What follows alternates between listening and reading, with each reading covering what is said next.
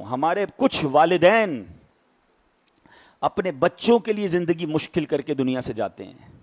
وہ کیا غلطی کرتے ہیں؟ کلیئر نہیں کرتے کہ کس بچے کا کیا ہے. ہوتا کیا ہے، ماں کسی بچی کے گھر گئی، بیٹا میرے مرنے کے بعد سونا تو نے لے لینا ہے.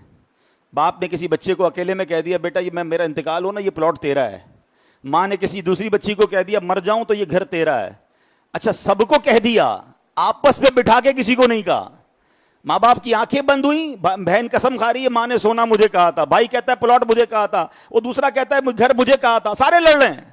یہ کیا کر رہے ہیں آپ؟ اگر آپ نے کوئی فیصلہ کرنا بھی ہے، سارے بچوں کو بٹھائیں اور لکھوائیں کہ میرے مرنے کے بعد یہ اس کو دینا، یہ اس کو دینا، یہ گھر اس کا، یہ فلاں اس کا، اور سب کی سائنیں کروا لیں. اور پھر شرعی طور پہ بھی چیک کروائیں نا. آپ کہیں اپنی وصیت میں کسی کو محروم تو نہیں کر رہے، کسی ایک بچے کو زیادہ کسی کو کم، اور جو شریعت نے آپ کو اختیار ہی نہیں دیا وہ تو نہیں کر رہے. کیونکہ مرنے کے بعد ورثاء کا حق قرآن نے بیان کیا ہے.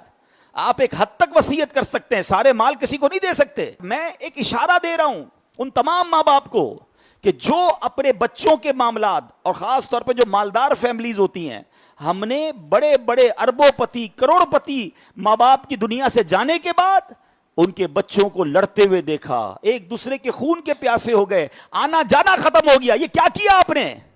یہ کیسا فیملی سٹرکچر بنایا؟ آپ نے نہیں لکھا، آپ نے واضح نہیں کیا، اور بعد میں اپنے بچوں کو لڑنے کے لیے چھوڑ دیا.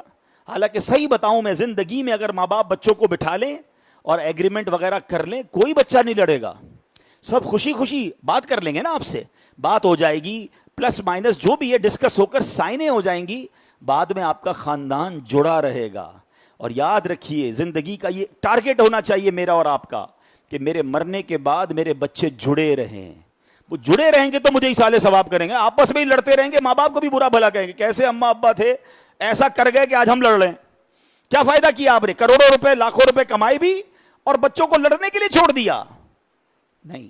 اور آج پوری دنیا میں آپ جائیں، یہ ہمارے یہی ہوتا ہے. باقی دنیا میں ہر چیز، آپ کچھ بھی لیں، آپ کو ایک پہلے پیپر آئے گا، سائن کریں. ہر چیز پر آپ سے سائن کروایا جاتا ہے، بھائی آپ کا ہمارا یہ ایگریمنٹ ہے، آپ کا یہ طے ہے. پڑھے لکھے لوگوں کو ہم نے دیکھا، زبانی ڈیل بھی ہو جاتی ہے، تھوڑی دیر بعد ان کا ایک میسج آتا ہے کہ حضرت ذرا میسج پہ بھی کنفرم کر دیں، ای میل پہ کنفرم کریں ہمیں کہ ہماری جو آج بات ہوئی ہے اس کی یہ منٹس تھے، یہ ہماری طے ہوا ہے. بندہ کہ یار میں زبانی کہہ تو گیا ہوں، کہتا نہیں لکھ کے دیں. وہ ہماری میمنی کا ایک بڑا پیارا جملہ ہے، لکھیو واچا ہے. جو لکھا ہوتا ہے نا وہ پڑھا جاتا ہے.